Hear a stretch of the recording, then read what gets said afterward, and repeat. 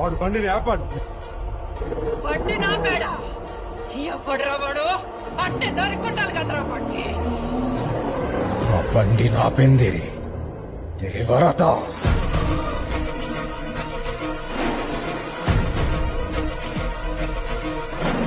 మీరు వెళ్ళకూడదండి, తుఫాన్ వస్తా ఉంది, సముద్రం అల్లకల్లోలంగా ఉంది అన్నా కూడా వినకుండా ఆయన ప్రత్యేక బోట్లో 9 కిలోమీటర్ల సముద్రంలో ప్రయాణించి వెళ్లి అక్కడ తనిఖీ చేసి